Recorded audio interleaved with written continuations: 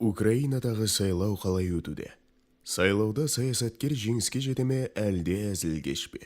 Украин халқы үшін қайсысы маңызды? Халық кімнің жеңгенін қалайды? Президент болуға әншілер мен шоумендер, өнер жұлдыздарының қатысқаны дұрыс па? Саясаттанушылар не дейді? Осы және өзге де сұрақтардың жауабын білу үшін отандық саясаттанушылардан пікір алған едік. Естеріңізде болса, Украинада сайлау комиссиялары хаттамаларының бірінші кезеңі бойынша президенттікке кандидат шоумен Владимир Зеленский алда келе жатыр. Петр Порошенко болса екінші орынға түсіп қалған. Наурыздың 31-ші жұлдызында өткен бірінші кезеңде Владимир Зеленский халықтың 30-22% даусына ие болған. Биыл 7-ші рет өткізіліп отырған президент сайлауына 39 азамат кандидат ретінде тіркелген. Ал сайлауға әлемнің 17 мемлекетінен 2400-ге жуық халықаралық бақылаушы тіркелген. Украинадағы президент сайлауының екінші кезеңі 21 сәуірге белгіленген. Қалай болса да, сонымен Украинада сайлау, Порошенко екінші рет сайланбақ. Бірінші тур өтті. Екінші турға Зеленский мен Порошенко өтті. Тимошенко деген қайраткер өтпеді. Енді өтпей қалған кандидаттардың дауыстары қай жаққа кетеді? Кім қолдайды? Әзірше Зеленский екі еседей сәл-пәл озып отыр Порошенкодан. Порошенконың көзқарасы ол Ресеймен соғыс жағдайында. Ол Украина ұлтшылы, мемлекетшіл, мемлекет басында отырған жағы несі бар, тәжірибесі бар. Ал Зеленскийдің тәжірибесі жоқ. Ол өзі кино, комедиялар түсіреді, «Слуга народа» деген. Бірақ халыққа өте сүйкімді әзірше. Украин халқы ойлайды, осы кім болса болсын, Тимошенко да болмасын, құрып кетсін, Порошенко да президент болмасын деген көзқарастар бар. Сондықтан, егерде сол көзқарас жеңсе, Зеленский өтіп кету мүмкін. Жалпы менің енді қазақстандық көзқарасым бәрі украинша сөйлейді. Жалпы Украина ең орыстанған республикалардың бірі болатын. Одан Құдай атқан Белоруссия, бірақ енді ол жағдайы басқа. Сонымен бұлар Украинданған мемлекет, ұлтжанды мемлекет. Бәрінің де қайраткер Тимошенко да ұлтшыл, Зеленский да ұлтшыл, Порошенко да ұлтшыл. Анау Бойко дегенің тіпті қатты кеткен. Сонымен жағдай экономикалық ахуал пәлендей емес, бірақ оларды батыс қолдайды. Порошенко, егерде өтсем, НАТОға кіргізем, арғарай Европалық одаққа кіргізем деп отыр Украинаны. Украин халқы білет, Европалық одақта кірсе, Украина жағдайы мүшкіл болмайды. Батыстың ақшасы бар дегендей.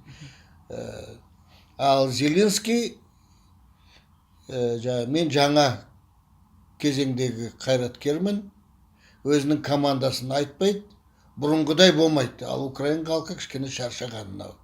Соғыс іс жүзінде жүріп жатыр, 14 жылдан бері көктемнен жағдай мүшкіл, шаршады Украин халқы. Кім болса ол болсын. Зеленский ол не,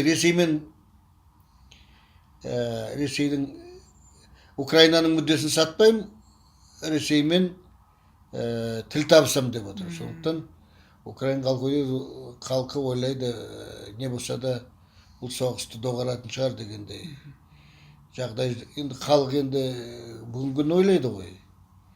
Мысалы, Шығыс Украинада 13 мың адам өліпті. Ол жерде сепаратистер тартып алды. Инициативаны ол жерді қайтарамай отыр. Крым оның алдында жоғалған. Сондықтан проблемалар шешім деп отыр Зеленский. Бірақ оның тәжірибесі жоқ. Халық Зеленскийға симпатиясы үлкен. Сондықтан Порошенкоға оңай болмас, әйтпесе ұтылып та қалуы мүмкін. Екінші турда. Енді екеуі бір-бірімен Украина халқының дауыстарына таласады. 62% қана сайлауға келеді екен. Енді жеме-жемге келгенде енді бір 65-70% қатысу мүмкін. Мүмкін одан да бұрын қатыспаған электораттың қатысу мүмкін. Өйткені нақты сайлау болып келеді. Сондықтан қалай болатынын айту қиын. Мысалы Рейган ақш үшін керемет президент болып шықты. Бұл ортан қол актер екен, бәлендей үлкен рөлдерді ойнамаған. Ал мынау күлдіргі, сайқымазақ. Жамандағым келмейді, Зеленский күлдіргі.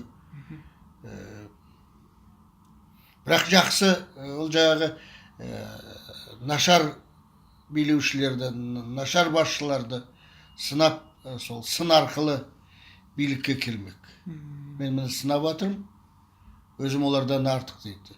Бірақ өзінің тәжірибесі жоқ оның, Зеленскийдің тәжірибесі жоқ. Тіпті командасынан ешкімді атамайды. Қазір эксперттер айтады, ол жаңағы командасына кімді кіргізеді, бұрынғы адам, белгілі адамдарды кіргізеді. Яғни ешқандай өзгеріс болмайды. Содан кейін мүмкін ол ресейшіл. Жалпы Ресейдің талабы Қырымды берсе болды, бізге сол керек, Шығыс Украинаны босатамыз дейді. Оған тоймау мүмкін. Жаңағы Шығыс Украинаны тартып алмаймыз, бірақ автономия болып кірсін. Яғни ыдыратып, одан ары Украинаны ыдыратып бағындырғысы келеді. Сондықтан Порошенконың маған позициясы жақсырақ сияқты, Зеленскийдікі белгісіздеу, бірақ ол да ұлт жалын екен. Мен тыңдадым, ол тек қана украинша сөйлейді, жердің бәрін қайтарам дейді, Ресеймен көңілін тауып, барлық мәселелерді шешіп берем дейді. Барлық мәселелерді шешіп берем дегені украиндарға қатты ұнайды. Бірақ ол гап болуы мүмкін, жаңағы сайлаудың алдындағы риторика болуы мүмкін. Енді меніңше тек қана Украинада емес, бірталай басқа елдерде қазір байқалып жатқан үрдіс белгілі бір дәрежеде сол елдің қоғамының, азаматтарының ресми биліктен, дәстүрлі кәсіби саясаткерлерден көңілі қалғандығы. Мүлде бір жаңа адамды, жаңа тұлғаны бұлардың аңсағанының көрсеткіші. Жалпы қазіргі Зеленский бірінші турда 30%-дан астам жинады ғой. Әрине өзінің де жақсы мәлімдемелері болды, ұсыныстары болды сайлау науқанында, сайлау алды науқанындағы.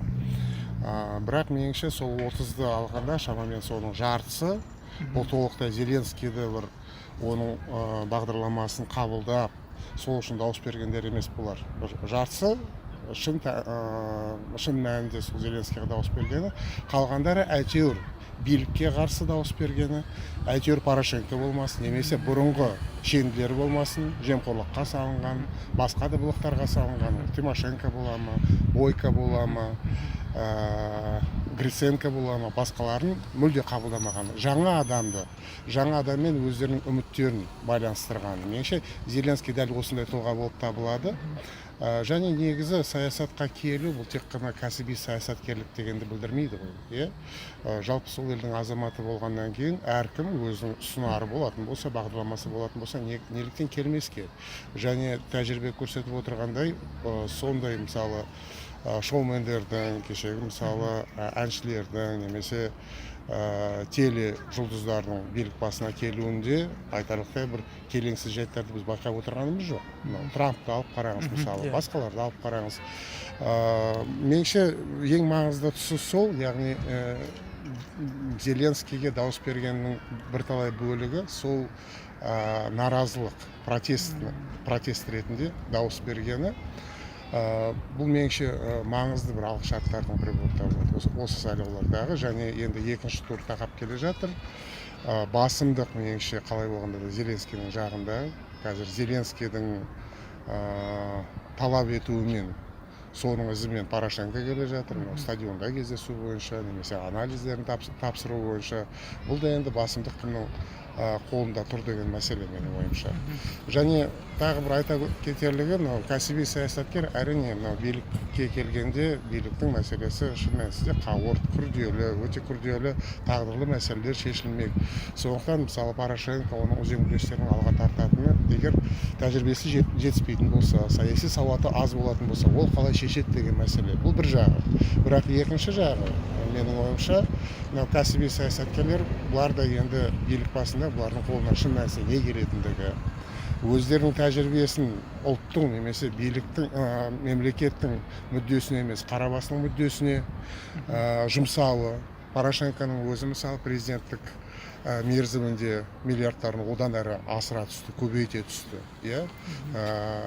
Уәде берген көптеген мәселелерді шеше алмады. Бірен-саран енді жетістіктері болды, мынау Еуропамен визасыз мысалы қатынау сияқты. Бірақ көптеген басқа мәселелер, әсіресе Қырымға келгенде, Донбассқа келгенде шеше алмады. Бұл бір жағы уәдесінде тұрмағандығы, көңілі қалғандығы, экономиканың дамымай қалғандығы.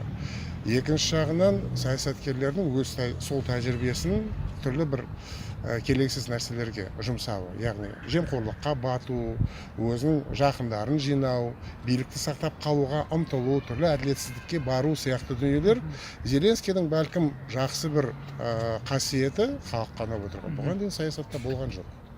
Жаңағыдай түрлі бәлекеттерді білмейді, жемқорлыққа қатысы болмаған, түрлі жанжалдарда аты ескерілмеген, яғни таза тұлға. Бұған дейін енді түрлі жаңағыдай бір афераларға, басқаларға бармаған. Зеленскийдің бәлкім ұтымды жағы осы да болар. Енді ең бастысы бұл демократиялық сайлаулар деп атауға толықтай болады. Әрине мүлде мүлтіксіз болды, мүлде қателіксіз болды деп айта алмаймыз. Әрине кейбір былықтар болды, бірақ негізінен алғанда меніңше демократиялық сайлау деп атауға, солап бағалауға толық негіз бар. Бұл жекелеген саясаттанушылардың ғана ойы емес, халықаралық ұйымдардың, бақылаушылардың ойы. Қазір екінші турға, шешуші турға Қазақстаннан да бірталай бақылаушылар бара жатыр. Оның ішінде Айдос Сарым бар, мен бара жатырмын соны бақылауға сол жерде. Меніңше шын мәнісінде демократиялық сайлаулар дегенге келеді. Оның бірден бір көрінісі енді шын мәнісінде ашық талқылаулар болды, дебаттар болды. Әлі күнге шейін мысалы екінші тур, әлі күнге шейін нақты белгісіз кім жеңіп шығатыны.